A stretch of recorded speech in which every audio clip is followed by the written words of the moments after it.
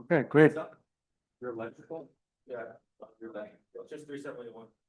Morning, everybody. Let's get started. We're going to finish up chapter 7 today. As you master through the process, you're going to see the things are going to put together, streamline. For example, last lecture we went through the different amplifiers and tried to find the gain, the input resistance, and output resistance. And the process is very simple. You look at the circuit, you find out where the transistor is. You replace that transistor with small signal equivalent circuit, right? And then you connect all the components next to each of the terminals. Now, if there's a resistance at the bottom, whether it's emitter or source, you use the T model. Or if there's no resistance at the base, at the emitter or at the source, you use the pi model. So using a T model can really simplify your life if there is resistance at the emitter or at the source. So we found those, and also we explained that how the emitter followers give you the benefits of increasing the input resistance and reducing the output resistance. Those are very unique characteristics of emitter followers and source followers. Right?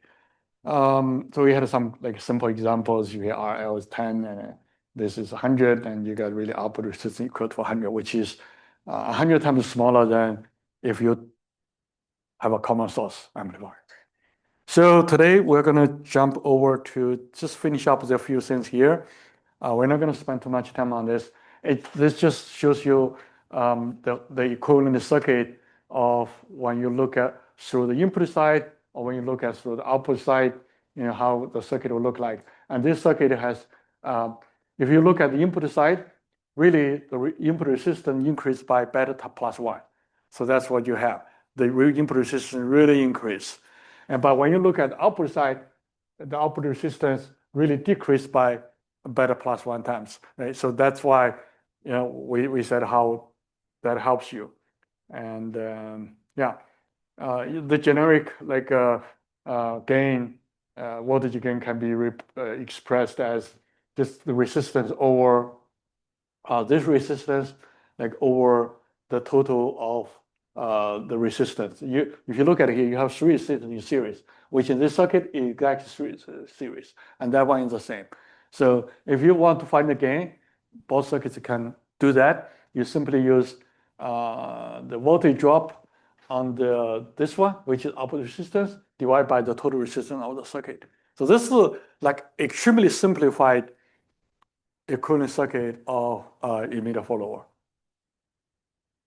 And then, of course, if you want to do a Thevenin's equivalent circuit, you can do it just by simply replacing the whole thing, the internal resistance R pi or R sig of the internal resistance of the input voltage and RE, kind of combine them to make your equivalent circuit.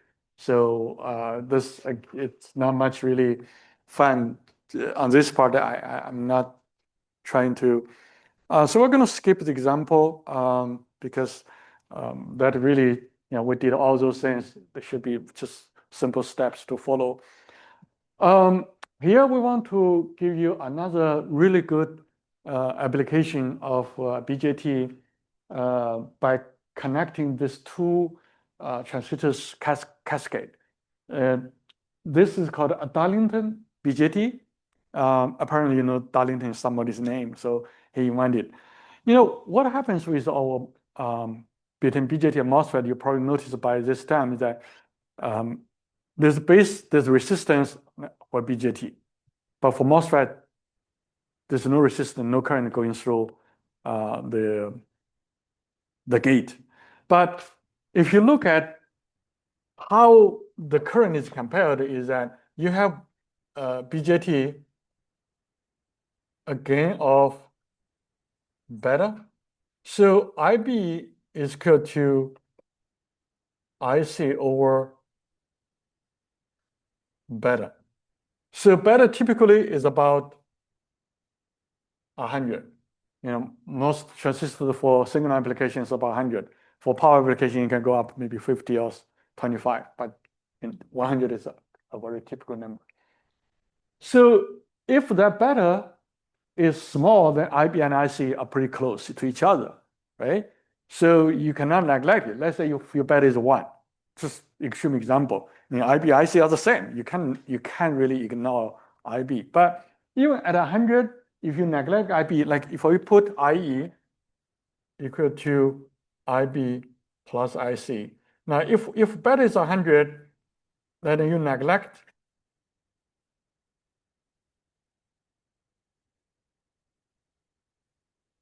and that will give you an error of 1%.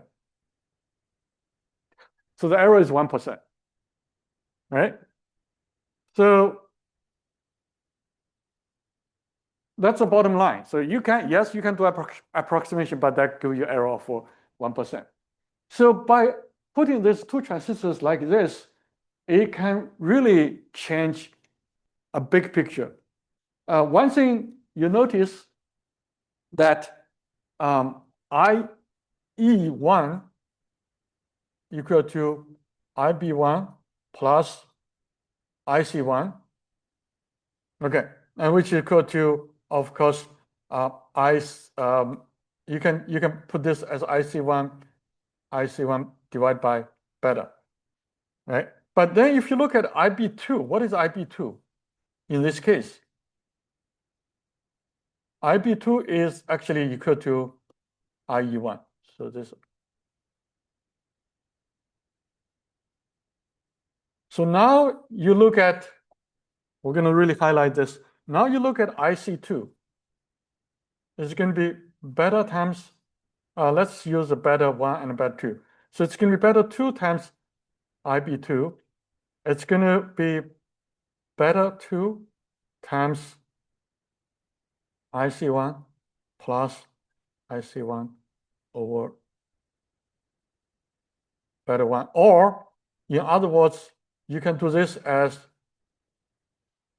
beta 2 times beta times IB1 plus IB1 equal to beta 2 times beta 1 plus 1 times IB1. Now, if beta 1 and beta 2 both are 100, what you have is IC2 is going to be equal to 10,000 IB1. So if you look at these two transistors, just like one circuit. Now, of course, you guys know here, there's a VCC here instead of ground for DC biasing. So, but that doesn't matter when you just look at small signal. If we look at these two transistors as one unit, actually the line should go here, not at RL. Sorry, just put it up, redo it. If you look at the transistor right at this point, like think of that as a one unit, one transistor. Now you would have VC2 is 10,000 times the base current. Now if you neglect the base current, what happens? Your error will be like 100%, which is really, really small. So this Darlington configuration is close to one MOSFET, because MOSFET, the gate current is 0, right? It's no current in a small signal steady state application. But here, we simply use this one to get a much larger gain, 10,000. 10,000 is huge gain. If your input is 1 millivolts, your output will be 10 volts. That's what it says. So that's huge.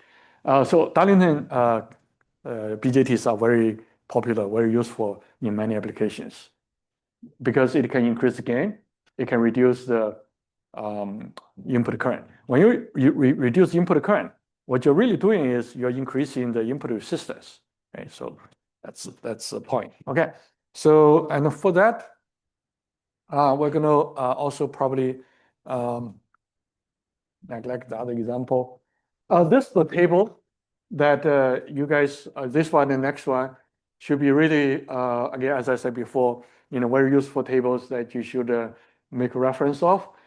Basically, what it does is that if it's a MOSFET, it tells you what the different like a common source amplifier, a common source with RS, that's input resistance, a common gate and a common follower, and you can see how the input resistance, and then what is the voltage gain, and what is the output resistance, and what is the voltage gain with RL. This is voltage gain without RL, so you don't have a RL there. Okay, and then this is how the gain with the input resistance.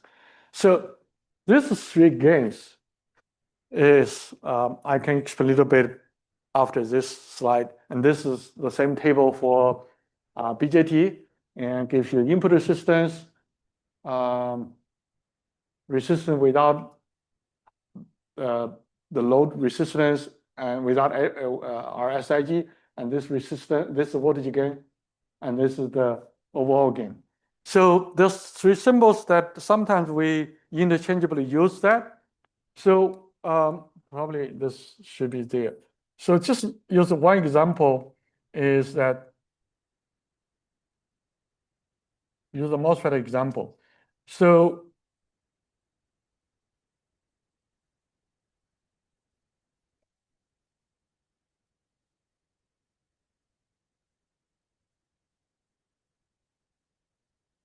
this is the gain that if we go back to see what symbols that they use. Oops. What happened? Why is it not showing up? Well, anyway, so this is called AVO. So for this gain, they call it AVO. And then the second gain is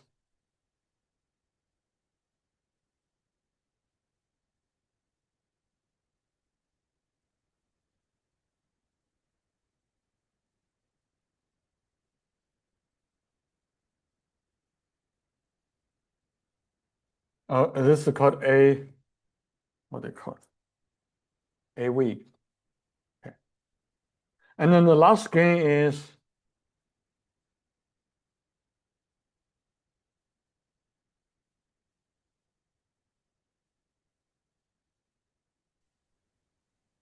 I don't think that the slides are being screen shared to the Zoom session.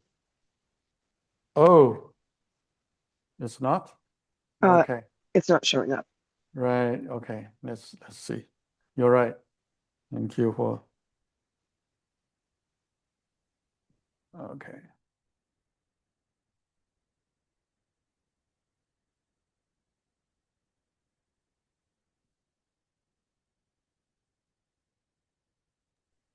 Thank you. Well, you guys have a copy of slides yourself, so hopefully that helps. Okay, great. So they have three different gains. Again, I cannot change the color, so I have to use because it's a GV. So there, I use a common source as example. So there are three gains. So this gain has nothing else, no input, no resistance internal, no internal resistance from the voltage source, no load, and this one has a load but still no resistance from the source, and this one has resistance from the source and also load resistance. So they're kind of three gains. Then when you're doing problem, you need to verify what the problem is asking for. So sometimes you might say, oh, I found it's 5. Why the solution is like 2? Well, because you might have found AVO, not AV, or maybe not GV, right? So that's why, yeah. Did you write what the divisions are on each slide? Is it the, for GV, would it be the voltage is soaked up by the resistors, or Yeah, for GV, apparently not the whole voltage is applied to the gate. So you do have a reduction in gain, but right? it's still output. Yeah, still output or input, right? So it just depends on where you define it. Like in this case, you have AV, now you have RL. RL, we're going to reduce the gain because RL now is in parallel with RD. In this case, it's just RD only. Let's say if RD is 10K and RL is 10K, your AV is really by half, right? So you reduce by half because it's two in parallel. Now here, it depends on what R-sig is. If R-sig is very big, your R-pi is small, but the gain is going to change. But for MOSFET, of course, RS doesn't matter because the gain, for MOSFET, this gain and this gain is the same. But for BJT, this gain is much smaller. But the output is always RD, right? The output is always well, for common source, yeah, it's always at the drain. But for common source, for common collect, it goes to the bottom. So you guys just have to look at this. This is kind of a summary table. So you should always refer back to the configuration of each of them. Okay. All right. So section 4 is very easy. Just talk about biasing because so far, as you can see, again, this is like this watching like 8th edition of the book made a lot of simplification that sometimes really looks weird, like they connect the VCC or VDD to ground without showing the original circuit. So, but anyway, but once you understand it's a small signal, it's okay. It's no confusion.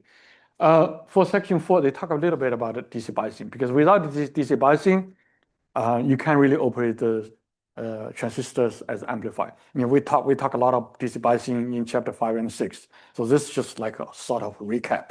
Okay, so we don't want to spend too much time here. The different biasing options. Here we show like 3 different circuits. So the circuit over here, try to use VDD to bias a MOSFET because there's no current going to the MOSFET. So the voltage here is simply a voltage division between RG1 and RG2. Now, when we design RG1 and RG2, remember in chapter 5 that we have to make sure that this VGS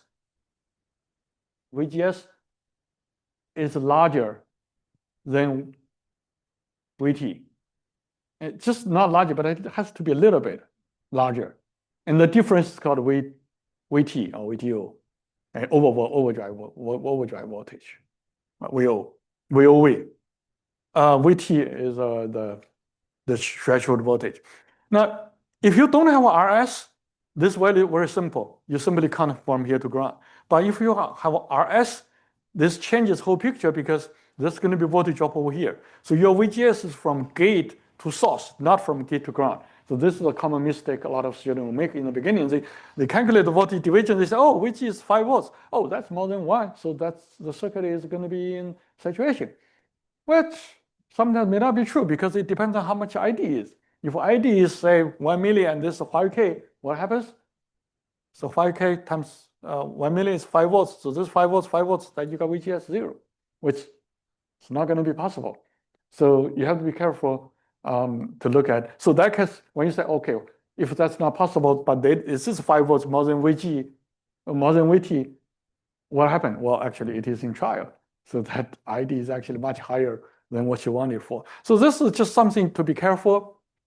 And okay, so when you do the DC biasing, you might say, okay, so how do I add an input? Well, the input is typically at the gate, right? I mean, for common source. But if you add an input, you see what happens if you add an input, your input is a small signal. A small signal voltage for DC biasing is a short circuit. So regardless how much you have calculated over here, 5 volts, but once you connect voltage source over here, that connects this to ground.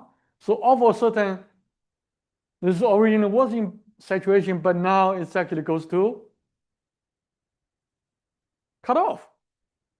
Because you are virtually connecting this gate to ground through the small signal input. So what do? Well, you add a capacitor. That's called a bypass capacitor or low pass capacitor.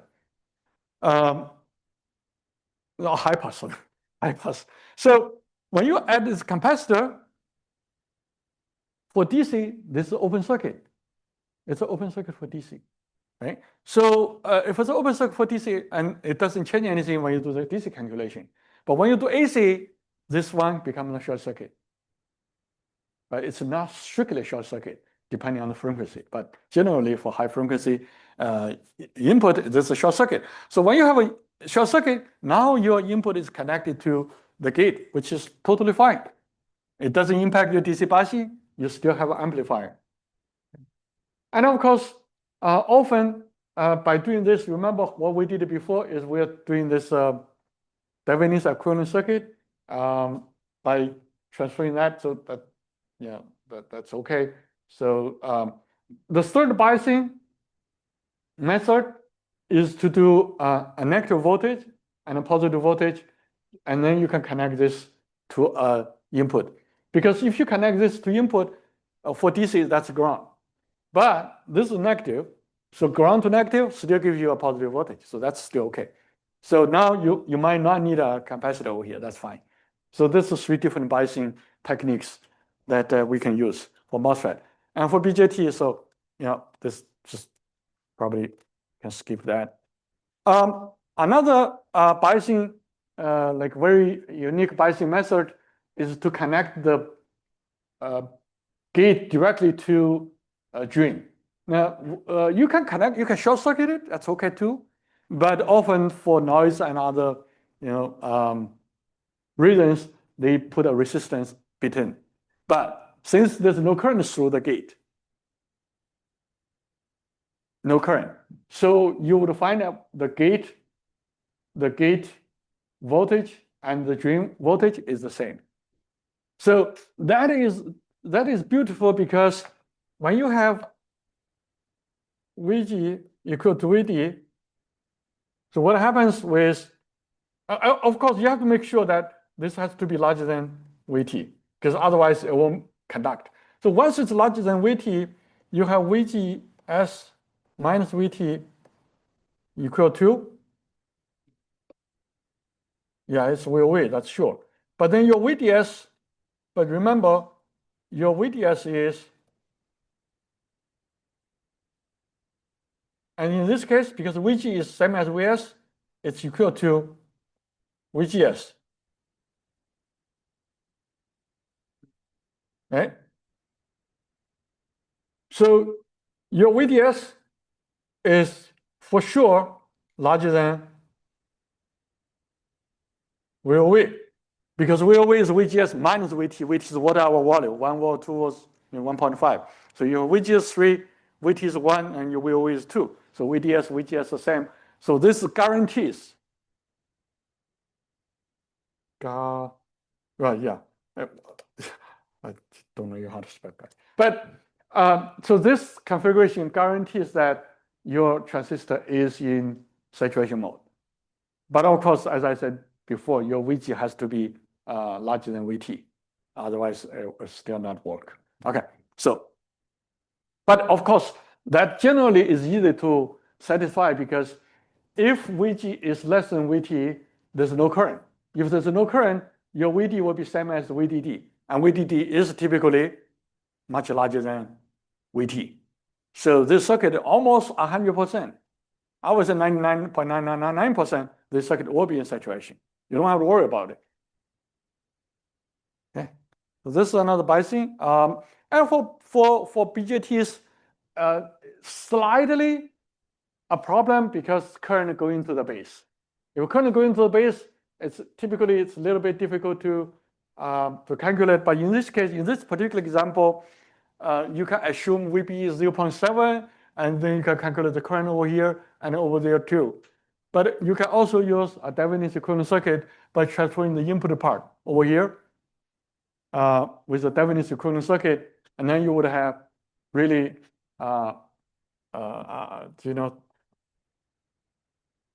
so this will become a voltage, right? So then you connect this one to, so that's another way to do it. But since this is the Definitely equivalent circuit. So naturally, people would think, well, why would I have to use another voltage source? I would simply use VCC. So that's how this circuit becomes this circuit. Now, these two circuits are not identical, by the way. They are not equivalent, okay? Because this circuit actually has RB1 and RB2 in parallel for the Thevenin. So this RB1 and RB2 in parallel, and this voltage is not VCC, by the way. This voltage can be, it's a division between RB1 and RB2, but this is connected to VCC. Okay, so this is how you bias BJT, and of course, similarly, you can also yeah. So this is how we set an equivalent circuit. The example. Similarly, we can also do the same thing as what we did with MOSFET. We can connect in the base to the collector. If you connect base to the collector, the only difference here is that there is a little bit current going to IB. So IC and so VC and VB, strictly speaking, they're not the same because there's a voltage drop on that RB. But that RB is so small. I mean, that IB is so small, so this voltage can be quite close. And often that you can be sure that this is in linear mode. This RB may not be necessary. And actually, when you go to chapter 8, you'll find a lot of applications, they don't have RB, they simply connect it. So that circuit will become something like this. Why would they use RB? Here, just to demonstrate, the similarity between this one and the MOSFET, and also that RB can often reduce like interference and create a little bit buffer between VC. So it's not uncommon to have this. But in this case, if we don't have RB, we will have VB equal to VC. So VC is now equal to VC, right? And then since VC, all here VE is ground. So VCE is equal to VC, which is equal to VB. And equal to VBE, of course. And VBE, we know that VBE is what? Roughly 0.7 volts. So VCE is going to be, yeah, 0.3. I mean, grade 0.3, right? And this is in, So it's always in linear mode. is there any danger to connecting them together? No. And in integrated circuits, they're always connected to make sure they are, I mean, yeah. But see, what happens that if you have, if you use it as a current source or anything, it's always connect without resistance. But if you use this as an amplifier, you might have a little bit problem without RB. So now I think add RB over there to make sure, see, because you see what happens is that if you want to get output, if your output is actually here, if you don't have RB, what happens? You're basically taking input as your output, right? Yeah, so it doesn't make any sense. You're amplifying. But if you have RB and your VC actually is not going to be the same, it's going to be some differences. So anyway, so this circuit is more used for a current mirror. It's not used for an amplifier most. Okay, so just to be clear where you use it. And you would have put the input on VBE? You put input at VB, yeah. But again, as I said, typically this is for biasing. This is not for amplifying. So rarely people would use this as amplifier. Because, I mean, you basically take your output, input is the same. Yeah. Okay, so, okay. So last one, it's a little bit, at least from its appearance, it looks very like complex. But in fact, once you dive down to bottom, they are not. So we're gonna go through 3 or 4 different configurations, and you guys can see how this becomes so much easier if you know how to handle it. Okay, let's get started. Now, common source amplifier. You say, you can say common source many times. We did it. Why would you do it again? Well, This actually, when you guys are doing the amplifier, P2, so this is what you have. So the complete amplifier would have to include the small signal, the DC biasing, and the bypass capacitors. Okay, so this is why this is a complete circuit. So far, up to this point, what we did is we look at DC biasing, we look at small signal, but we never really put them all together, into a big picture. So, for this circuit, how do you handle it? Well, it's actually very simple if you know where to start and how to do step by step. Well, the first step is to find where is the transistor. Yeah. Where's the transistor? Okay, just isolate that transistor. And later on, you will need to get that transistor to replace it with a small signal model. Okay, so number two, you look at where are the DC biasing circuit. So for DC biasing circuit, what we do, we cut all the capacitors and redraw the circuit without anything that outside of the capacitor. Right? So now you can do DC biasing calculation. So once you finish DC biasing calculation, you come back with the original circuit. Okay, now my DC is done, so I can replace that transistor with small signal model. In that small signal model, of course, you have choice between pi model and T model. The rule is that if there's something at the bottom, let's call it the bottom because it can be emitter, it can be source, you use a T model. If there's nothing at the bottom, if the bottom is grounded, use the pi model. And then you short all the capacitors. You connect everything back to the circuit, right? So that's how you do it. We short all the capacitors and we open all our. Yeah, you short. I mean, there's no current source. I mean, sometimes you will see a current source. If it's a DC current source, open it. If there's, I'm gonna draw a few like typical circuits, let you guys to look through. How simple to go one by one to how to simplify those. But also, of course, you have to short the voltage source, like the DC power supply to ground and so on, right? So once you do that, you have a circuit. Now you have a circuit. You can combine the resistance in parallel series, and you do the voltage divisions. That's it. There's one thing also to notice that you might say, okay, for that circuit, I do have something at the bottom. There's RS, there's a CS.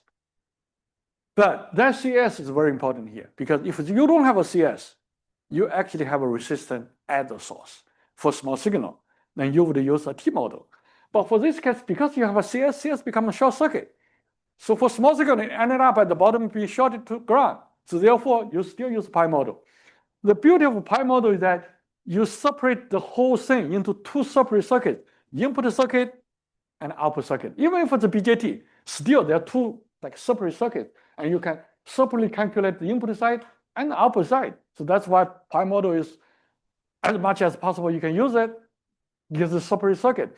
But if you have something at the source, that changes the total story because now the two circuits is one circuit because the big circuit is so difficult to analyze, right? Then you use pi model, and then pi model actually simply put things in series. That's easy. I will go through the examples. Okay, so now that one gives you a big picture. So now let's do step by step. So I have a common source amplifier. So what I have is, you guys don't have to redraw this.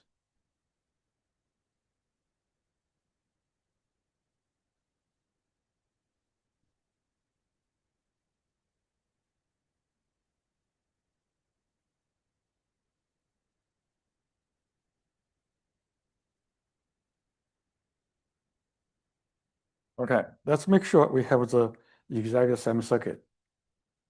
Yeah. All right. So the first step is DC biasing. DC biasing. Oops. The first step, DC biasing. So for DC biasing, what we're doing is look at the capacitor. We're gonna open it. So you open 3 capacitors, those were gone. So you basically end up with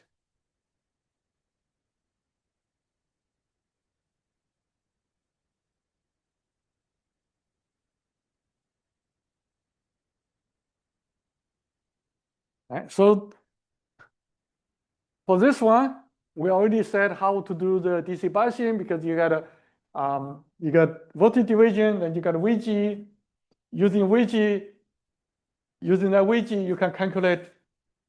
Remember, this is not VGS. Okay, VG is not VGS. VG is VG minus VS. So we have to use those two equations. Like maybe we can do like very simple steps that you guys can do. So VG is going to be VDD. What is that answer on the right? Huh? Is that the one? Is that? On our right is our DC biasing. The, Is it what yeah, that turned into? the DC bias. That's the DC bias circuit. All the capacitors are open. Oh, that place for the capacitor. Oh. Yeah. So now here you see you can use ID equal to like 1/2 kW over L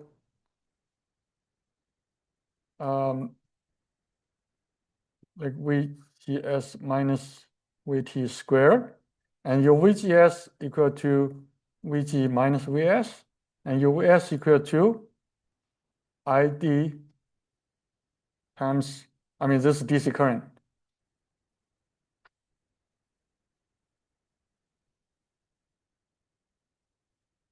ID times RS. So this is RS, RD, RG1,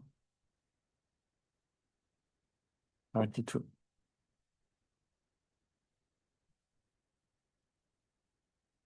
So this is simply you do the DC biasing calculation. You have to plug in VS back to this equation to get VGS, and then plug in VGS here to get ID.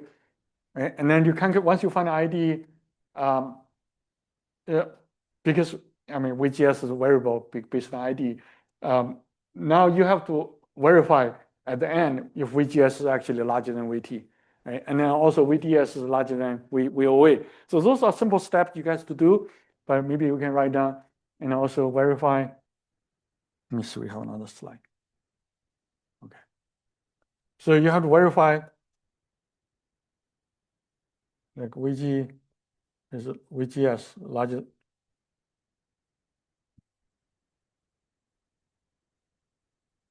And VDS is larger than. Now, of course, you have to write the VDS down as the equation. So what is VDS? I mean, VDS is VD minus VS, right? So it's going to be VDD minus RD ID minus RS ID. And then your VDS has to be larger than VOA. And your VOA is VGS minus VT. So those are the things that you have to do for DC biasing. Now, once you find all the variables, you now will be able to find the GM, okay, and a little RS and so on. So once you find that, you go to second step is your small signal. As I said before, the small signal, you short all the capacitors, you ground the DC source, and you will have, and you, of course, you replace the MOSFET with a small signal model. But in this case, when we short the, as we said, when you short the CS, the source is grounded. So therefore, we would use the pi model. So we use the pi model. So first, the step for you guys is always draw the, and we can even include RO right now. Just make sure that we have a complete picture. So now you draw the small signal model. This is your G, this is your D, and this is your S. So now going back to the original circuit, your S is grounded through the capacitor, and your D is connected to a couple of things. One is RD,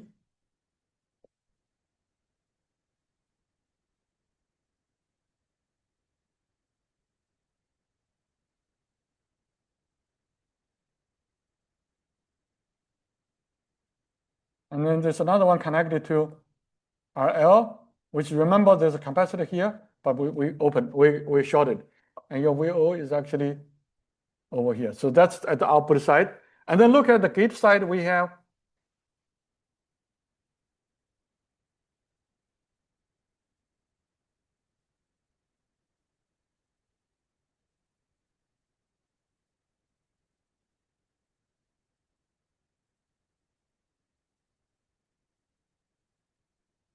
Okay. Let's make sure that we got everything correct.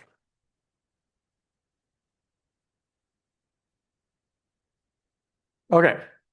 So what else are we missing here? Yeah. Missing the two resistors in Right. parallel from. So there are two resistors at the gate. So one is the RB1, and which is to the DC source, and RB2 to ground. So we're missing RB1 and RB2. So now you see, if I don't have that one, I'll be a little bit trouble because my gain will not be right. So in this case, once you have this equivalent circuit, we can simplify. On the front end, you have this. So this RSIG, which this RG, let's call it RG. RG is RG1 over RG times RG2. And on the output side, you have, so over here, what do you have? RG is RG1, in parallel is RG2. And on the output side, we have, let's say we call it RL prime. RL prime equal to the three resistance in parallel. Even RL? Yeah, even RL in parallel. All of them are connected to ground. You see, they're three in parallel. Okay. So now your gain, you see your gain. Now they probably call it GV now. It's going to be like VO over VI, right? So it's going to be the front part, you have a voltage division between here and then this your GM times that times VGS. So your gain will be minus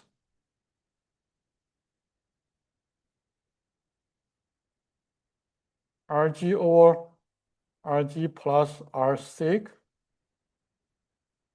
times your RL prime. So this is basically just your gain. So it's very it's very simple process. The circuit looks like crazy, but the end of the result is very simple circuit. And your gain is kind of this much. And of course, if you want to find input and output resistance, you can do that. So in this case, what is your input resistance? Because RG is your input resistance. Okay. And your output resistance, just RL prime is your output resistance. Now, again, the input resistance, output resistance can be tricky. It depends on sometimes what do you include, what you don't include.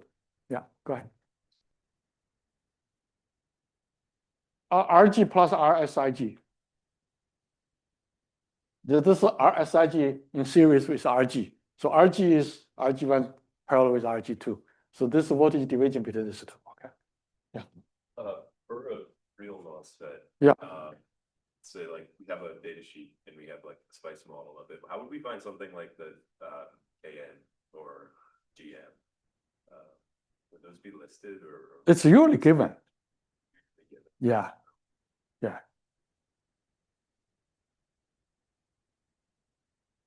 All right, so that's your common source, and we can easily go a common emitter, which definitely going to be similar, but again, it's not the same because you have R pi. But otherwise, you know, the circuit is the same. So I give you some of these equivalent circuits here, but we can go certainly step by step by looking at how we draw the circuit over here.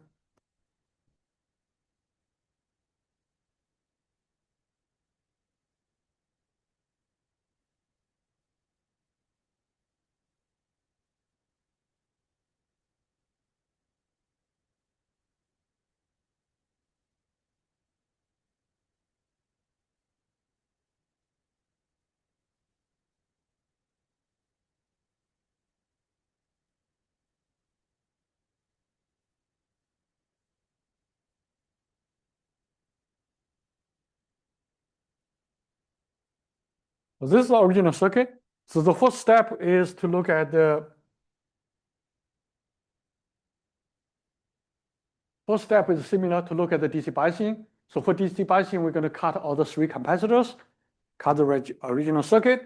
So we have DC biasing. And then 2, we're going to do. So for DC biasing, as we do this, we find that it simply gives you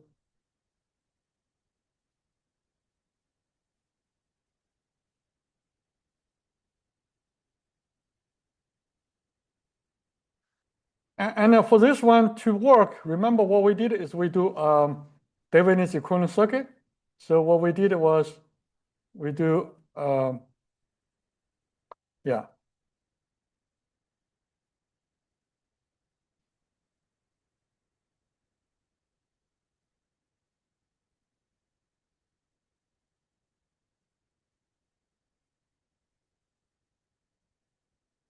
So in this case, your RB is going to be in RB1 in parallel with RB2, and your VBB is going to be VCC over R.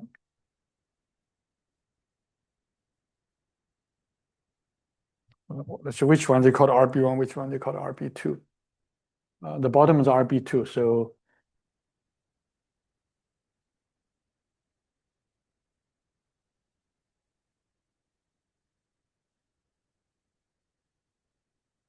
All right, so that's how you get your Thevenin's equivalent circuit. Once you get the equivalent circuit, you know that VBE is 0.7 when it's in saturation, and you can calculate your IB equal to VBB minus 0.7 divided by RB plus beta times IE. So this equation you guys can derive it. So once you find IB and then you can find the GM and so on. So once you find that, we can and R pi as well. So the goal is of course to find GM and R pi.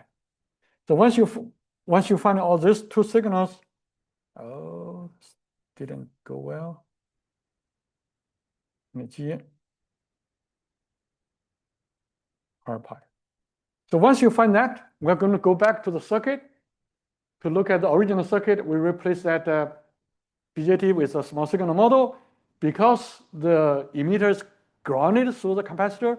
So therefore, it will become common source. Right? So we use pi model. Now we replace the BJT with a pi model, which goes.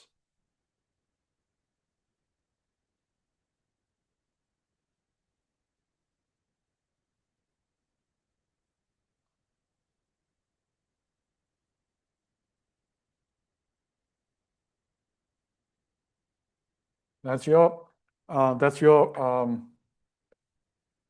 pi model, and this is GM times pi. Yeah. So for MOSFETs, we find the current first, and then you told us to make sure that it was on. But here we're just assuming that it's on. Well, you would have to verify as well, but I mean, because you use the fact that it's on to solve for current. well, you verify you verify VCE. So basically, you have to verify VCE to be like VCE has to be larger than 0.3 volts. That's how you calculate. Once you find IC, once you find IB, you find IC, once you find IC, you know. But yeah, You assume that VBE. here I simply assume yes, yeah.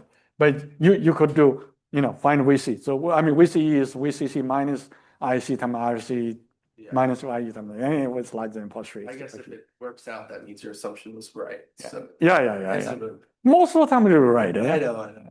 I just thought that maybe we could just assume that it was on. Well, to not have to do all the work. No, but it depends.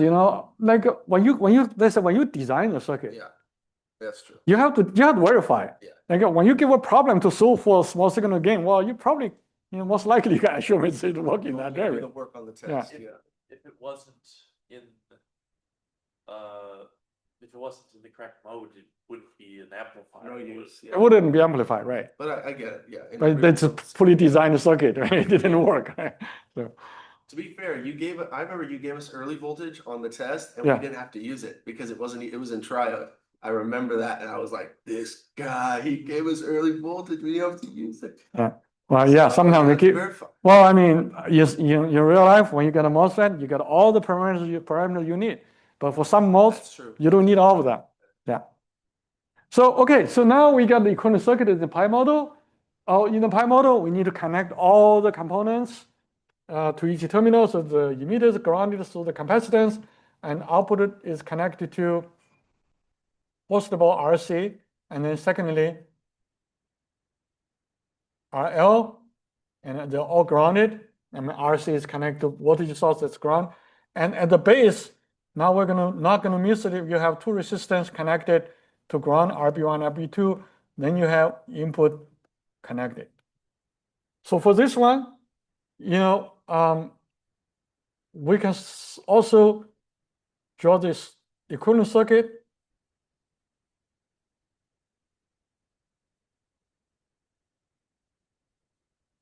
So the input side, we have, let's call it R pi prime equal to R pi in parallel with RB1 in parallel with RB2. Okay, I'm missing here.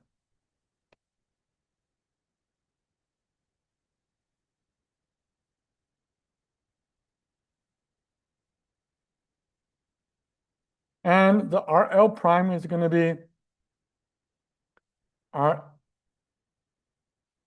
the three resistors in parallel. It means RO in parallel with RC in parallel with RL. So now you can have your gain. We're probably going to call it the overall gain GV. It's going to be minus. So here it's just like, remember this minus sign because the current goes from ground to up. You have ground over here. So it's going to be minus R pi prime over R pi prime plus R SIG times RL prime, and then times GM. Did I forget GM on the previous slide? Let me see. I'll make sure if I will add it. Yeah, I did. So there's a GM here. Okay, on the MOSFET, the gain has a GM in it. Sorry about that. I just realized that. All right. So you got your gain, and now you can also find the input resistance, which is R pi, and the output resistance RL. Yep. So the circuit is done. The more difficult version of this would be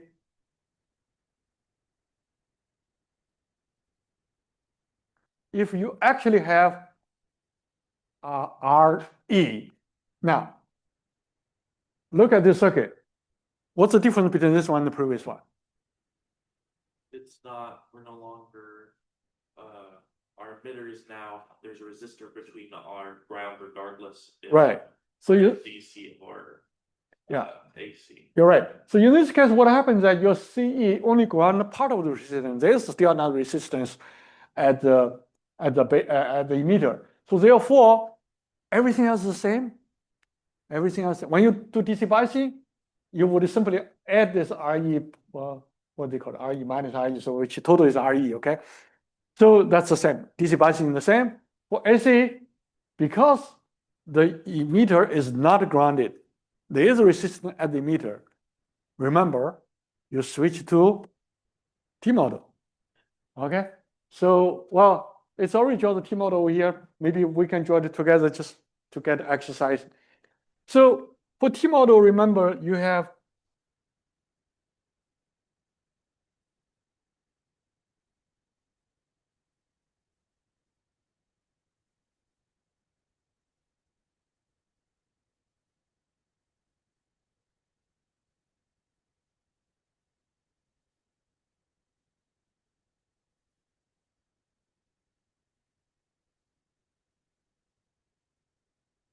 this is a T model for, well, it's a T model for both BJT and the MOSFET. They're similar, except that here is RE, the other one is called RS, lowercase, okay? Remember it's lowercase.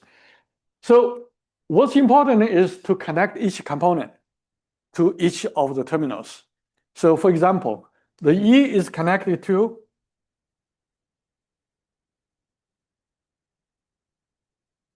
This is RE to ground. And at the output, you have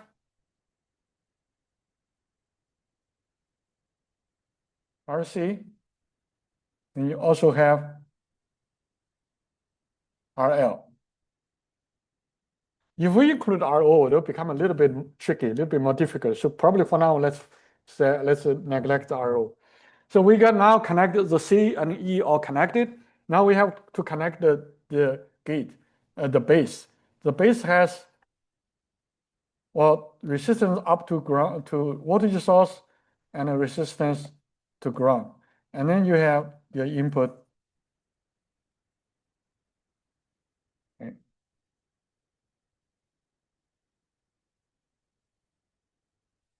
So we really got the circuit now completed. Once you get the circuit completed, you can do sort of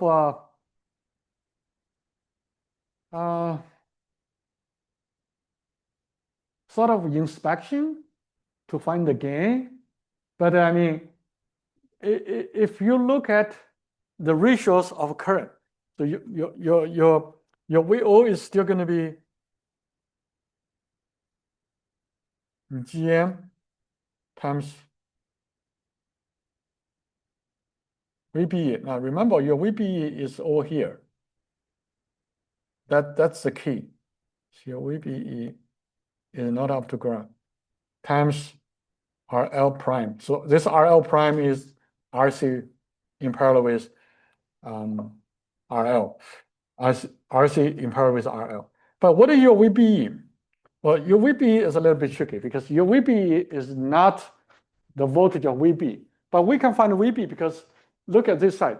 This side becomes kind of a little circuit by itself, right? So, but if it's a MOSFET, it will be easier because there's no current going in, so you can simply do a voltage division.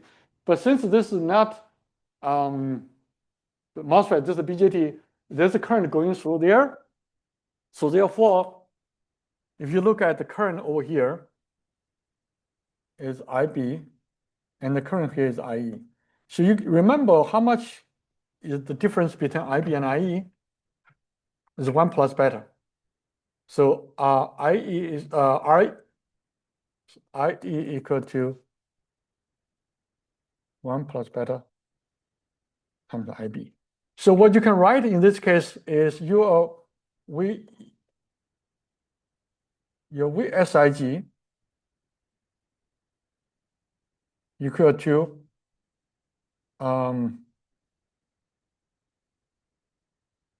well, what I wanted to say is that let's look at their circuit. It's simpler. This resistance and RB1 and RB2, they are not in parallel. This is critical. They are not in parallel because this is ground, even though this is ground, but the current is not the same. So basically, because this current is beta plus 1 times this current, so what really you're thinking is that this resistance is going to be like what? Beta plus 1 times if you convert this resistance to here, you would say this will increase by like beta plus 1. I don't know. Does it make sense or not for you guys? It's because of Ohm's law. Like if you have the equivalent resistance and then the equivalent resistance, Right. it'd be the same as like the equivalent. It's the ratio between the two currents is the same as the ratio. Yeah. So maybe we'll do this. Let's call it VB. No, this is easier. Maybe let's say VB is here. Yeah, it's a little bit weird. So let's say VB. So and VB is going to be. I'm going to replace this one with a single resistance. I call RB.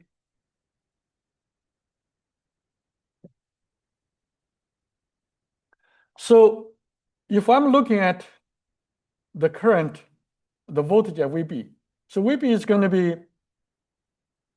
IE times RE plus RE. And RE is beta plus 1 times IB, so RE plus RE. Okay, so this is that. Now I'm going to call this IB. So I'm going to get IB, the big IB, is going to be VB over RB. Or in other words, I have VB equal to IB times RB. So I want you to compare these two equations.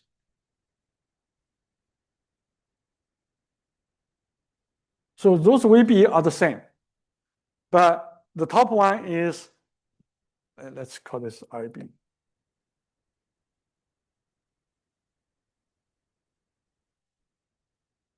You see on the,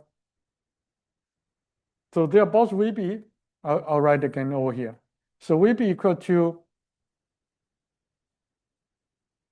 beta plus 1.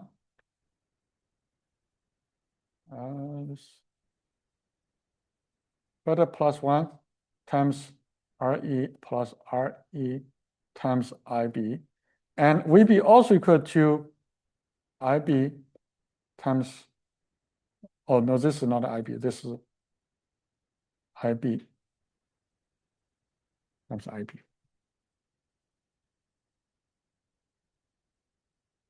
So I want you to tell, yeah, this voltage is related to this IB, but this voltage over here is related to the current going through this capacitors, which we did is over here. So this is IB.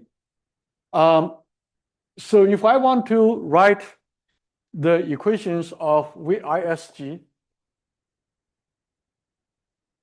would equal to ISIG times RSIG plus VB. So I have this equation. So VSIG is the voltage on this circuit is the voltage over here, is the voltage drop over here, plus the voltage drop over here, or voltage drop over here. They're two the same. So now all of a sudden you have two equations, right? You put it together, you can find it. You can find VB. Previously, you cannot find VB because we don't know this IB, we don't know this IB. So now find it together, you have two equations, and you should be able to find it. Once you find it, you can find this VB and so on. So that's how you find voltage. But I think what really I want to see if I have, yeah. So the other way to look at, the simpler way to look at this is to use, let me do this in a simplified.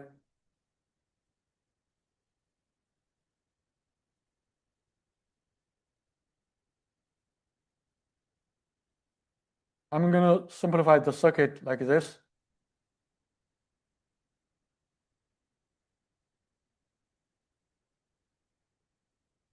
Okay, I'm going to call this RL prime. I'm going to call this IE prime. I'm going to call this IB as IG. I'm going to call this IC. So our VO will be minus IC times RL prime. So that's the first step. But then also our VB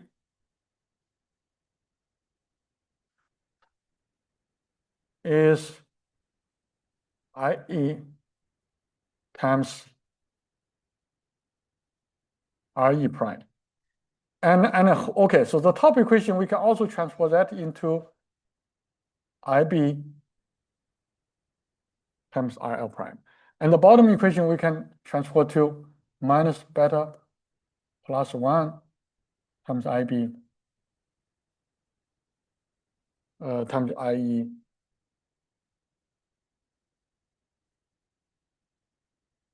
So basically, now you can have VO over VB. Basically, you eliminate that IB, you get minus RL prime. No, this is no minus sign, sorry. There's no minus sign here. Beta plus 1.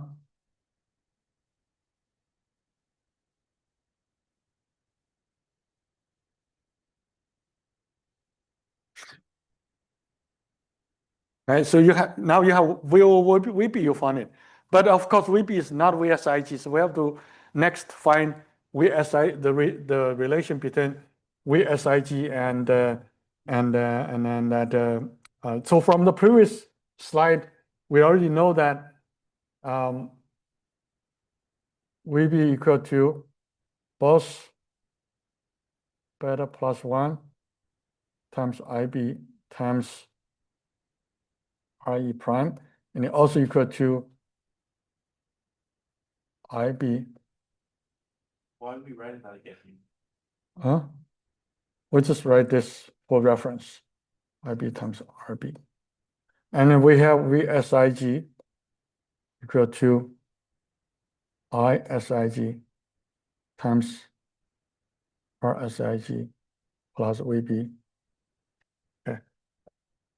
And so basically what we are saying, we can also, now ISIG equal to IB plus IE. So by finding, so from here, we can find IB and IE.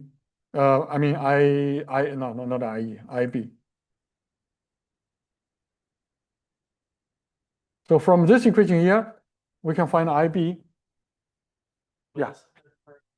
Coming from ground into RL as well.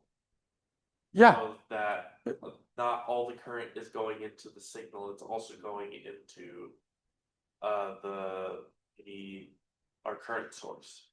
No, the current, so all the current up branch is RC is going through RL. So all the bottom current, yeah, the IC comes this way. That's why IE is bigger, because it's IC plus IB. Okay. I also had a question. You Yeah. said that VB was equal to IB multiplied by RB, right? Yeah, the big IB. I define it, this, yeah, not the same. They're not the same. What's the oh, is that the one going? No, That's the one that just that. Okay. I This was is IB. yeah, makes sense. This IB. So this is two different things. So basically, from this equation here, we can find IB equal to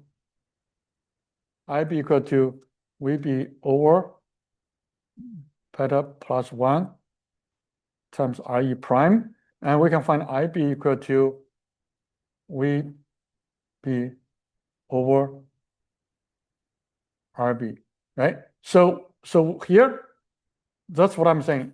We get from here, and then from here you get VSIG, and from VSIG, we plug in back to here, and VB2. Okay, so by doing all this, by doing some manipulation, you can eventually find the gain with GV.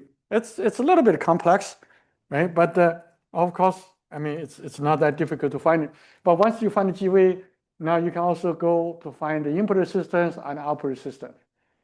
And especially for input resistance, it's a little bit tricky, because now really, you know, the everything, like this actually is not going to be open circuit, because when you have a voltage applied here, you got a current coming here this way, and so on. So, but the solutions can be found. I mean, they are not that. It's just pretty, I would say, it's just a little bit like more complex to write actual equations. So let's see what time I have. And then of course, if we want to go through other examples like this one, is a common base. Remember, one common base you have something at the bottom, use T-model. So this is your T-model right over here, but your base is grounded and you have an input over here. And here, the two resistors basically kind of in parallel. So from here, you can find your output is this current times this resistance, and this current is same as this current, but this current is not the same as this current, because this current coming here for BJT, right? So it's just okay. And emitter follower, similarly, you're going to use this T model. Let me see what I have. next. I think, yeah. So for this one, I mean, once you find the T model, of course, the first step, of course, you guys know already, doing the DC analysis. And then step 2, doing the small signal model. Once you have the T model, in this T model in particular, we did add RO back, so it's make it more complex. But without RL, it's a little bit simpler. But your output is at the base. I mean, your input at the emitter. So your input, this resistance. If you look at this two resistors actually in parallel. Right? So this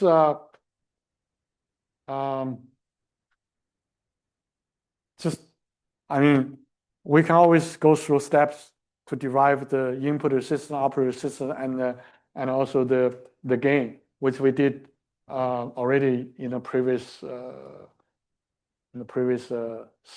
lecture. So probably not worth the time to go through here. But finally, I just want to give you guys idea why you can neglect the capacitance, why you cannot neglect the capacitance.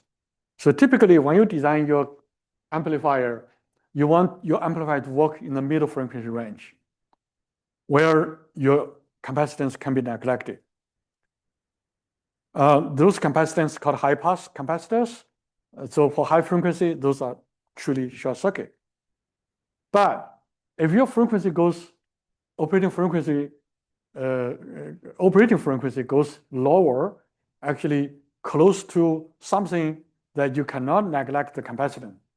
This is what happens is your gain is going to drop. This gain is going to drop. So what we are talking about all so far is we neglect capacitance. All signal is in the middle. But if your signal is actually falls at a lower frequency in this range, your gain would actually drop. Why? Because your capacitor has, at the low frequency, it's 1 over omega C. If omega is too small, or if your C is too small, you have a certain resistance. Now, a typical circuit will look something like this. You have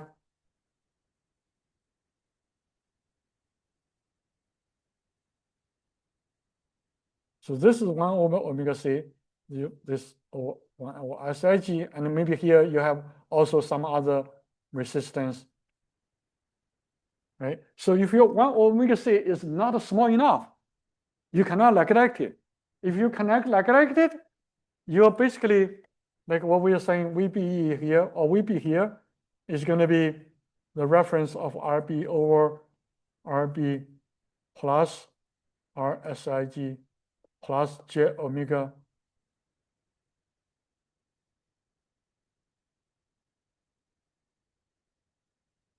plus 1 over J omega C. You see, that J omega C, not only it's going to add a value, but also it's going to shift your phases too. Okay, so that's why you cannot neglect it. And now what happens? You know, when we talk about higher frequency, we can neglect capacitance. What happens here? Why the gain would go down as well? Well, the reason is there's the internal capacitance.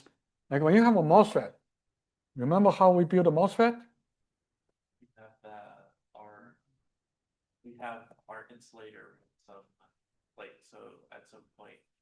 See, between here and here, there's a capacitance that we call VGS, CGS. And this CGS is very small. And of course, between drain and source, there's VGS, a CGS. That's also very small. So for middle range frequency, forget about it. It doesn't impact your operation. But if your frequency goes up and up and up, your MOSFET will start acting like yeah. fire. So your resistance again, 1 over omega C becomes like something, okay? So that you cannot neglect. So that's why your gain slight drop. So in chapter 9, maybe not 9, chapter 10, maybe 9, you're going to study what exactly happens with the lower frequency, what happens with the high frequency. And also to notice that the middle band is relative. Like I can design an amplifier that operates from say 1 kilohertz to say 10 kilohertz. I call the middle range. So if below anything below 1, it's too low and it's going to drop. Below about 10K, it's going to drop. But somebody else might design, say for Wi-Fi application, you're going to get like 2.5 gig is their middle band. right? So that middle band really, it's relative. What happens is that you cannot design your middle band is so big, saying, I'm going to design a really good amplifier. It's going to work from 1 Hertz all the way to like 10 gigahertz. It's not going to happen because your transistor just doesn't work that way. You have to select different transistors for different band application. So middle band is relative. So you guys, when you do project, you're probably going to see, phenomena like when you do AC sweep, you're going to find low frequency response and a high frequency response. The middle band is typically, again, depending on the MOSFET you choose, also depending on the capacity. Now, if you want to increase, say, decrease your low frequency range, the range, you lower your lower frequency band boundary. What do? You make the capacitor bigger because will make C, right? C bigger, this is smaller, right? So that's easy to do. But when you design a circuit or you integrate a circuit, when capacitor is too big, you cannot have a place to put it. So it doesn't work. Huh? Capacitor What is it? is the capacitor on our that we're trying to filter our signal through. Yeah.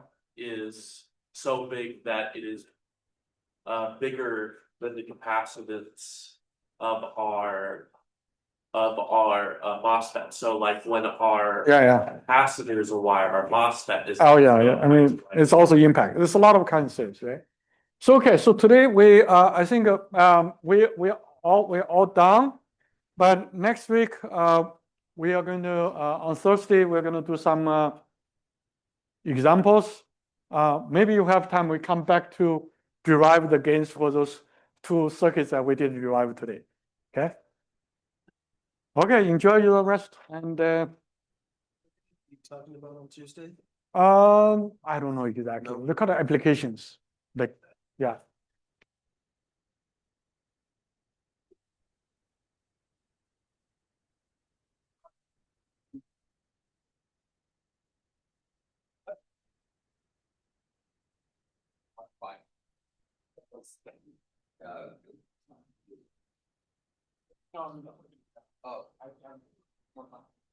Yeah, I feel the same, especially given that it's multiple